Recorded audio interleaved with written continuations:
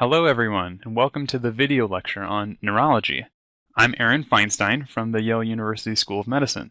You'll notice that in the book, this chapter is composed differently than the others. Anatomy and physiology are combined into a single section.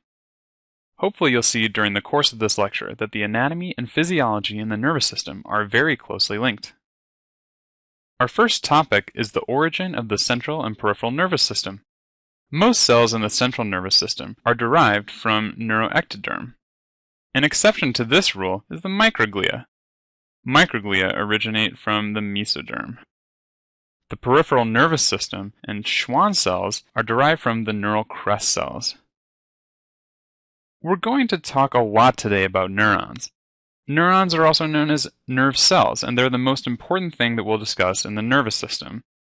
Here is a drawing of a neuron. Neurons have a large cell body with many organelles, including the nucleus, the rough endoplasmic reticulum, which is also known as the Nissl substance, and mitochondria. The dendrites receive input and transmit it to the cell body.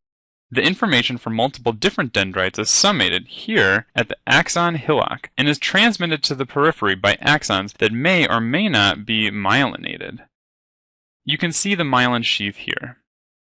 Most neurons are multipolar, meaning they have several dendrites and several axons. Some neurons are bipolar, meaning they have one dendrite and one axon. Neurons do not regenerate, so any damage to the cell body is permanent. However, axons can regenerate at a slow rate, about 1 millimeter per day, as long as the cell body is not damaged. Wallerian degeneration occurs following injury to an axon, with degeneration that starts at the point of injury and spreads distally. Astrocytes are a type of glial cell found in the central nervous system. They provide an ancillary role to the neurons and are sometimes called star cells because they have radial projections, as you can see in this photograph. Astrocytes maintain the blood-brain barrier, provide physical support to the neurons, take up glutamate and GABA, and are responsible for regulating local pH and ion balance. A major function of astrocytes is repair following trauma in a process known as gliosis. The astrocytes proliferate, swell, and undergo fibrosis, producing a glial scar in place of the damaged neurons. Astrocytes can be identified by a stain for GFAP, glial fibrillary acidic protein. Microglia are the macrophages of the CNS. When tissues are damaged, microglial cells are upregulated and chew up the injured cell. You can see the microglia here staining brown for lectin. Microglia make cytokines and neurotoxins such as NO and glutamine that mediate neuroinflammation. They're also important for restitution of the CNS environment, but like all forms of inflammation, they can cause lasting damage. Myelin is present in both the central and peripheral nervous systems. In the CNS, it is produced by oligodendrocytes, while in the PNS, it's produced by Schwann cells. Myelin dramatically increases the conduction velocity of electrical signaling by increasing the space constant. This drawing shows the myelin sheath around an axon. You'll also note the nodes of Ranvier separating the different portions of the myelin sheath. Oligodendroglia are the third type of glial cells in the central nervous system. The main purpose of the oligodendroglia cell is to myelinate the neuronal axons in the CNS. Oligodendroglia can myelinate multiple axons. Remember that white matter is myelinated and gray matter is not. Oligodendroglia are destroyed in multiple sclerosis, which is seen on MRI as spots with loss of white matter. In this image, you can see the perinuclear halos and so-called fried egg appearance of oligodendrogliomas. We'll discuss that later in the pathology section. Schwann cells myelinate axons in the peripheral nervous system. Oligodendroglia are central, Schwann cells are peripheral. Unlike the oligodendrocytes in the CNS, which can myelinate multiple axons, Schwann cells can only myelinate one axon each.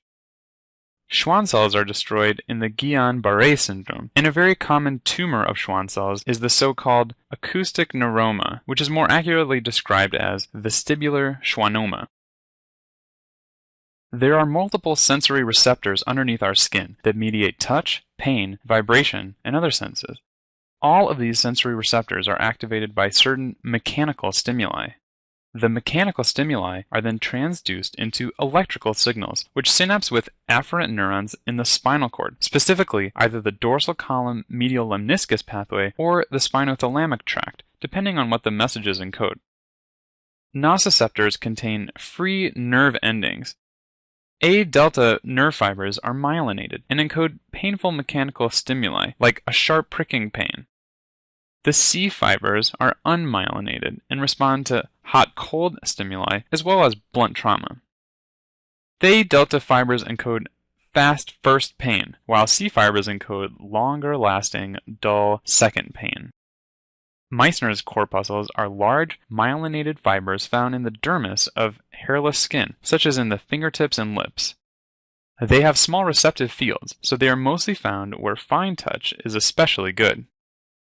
Pacinian corpuscles are large, myelinated fibers found in the subcutaneous layer. These Pacinian corpuscles primarily mediate pressure and vibration. Finally, Merkel's discs are large, myelinated fibers found in the skin that respond to vertical indentations into the skin. This would be, for example, when you press one finger into the palm of another hand. We'll mention the peripheral nerve layers. The endoneurium is the layer closest to the nerve fiber. Endo means inner. The perineurium is the layer that surrounds a bundle of nerve fibers. Peri means around. Epineurium is the dense layer that surrounds several bundles of nerve fibers as well as their vascular supply. Epi, of course, means outer. So which layer is most difficult for drugs to cross? Well, actually, it's the perineurium. You can think of it as the permeability membrane. There are quite a large number of neurotransmitters. This is a list that may be helpful for you as you're memorizing information. We'll discuss these neurotransmitters throughout the lecture while we're discussing the diseases in question. The blood-brain barrier is a tight endothelial layer that prevents most water-soluble substances from entering the brain milieu.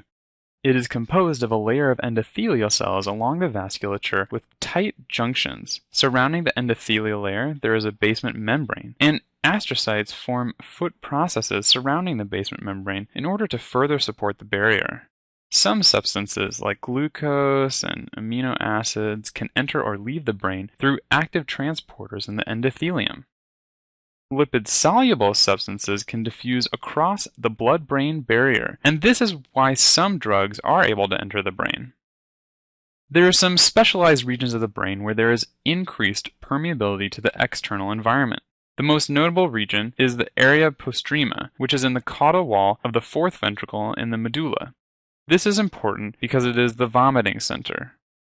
The blood-brain barrier can also be breached in several important situations, such as brain tumor, infection, or infarction, and this can lead to vasogenic edema, and that is what shows up on imaging scan.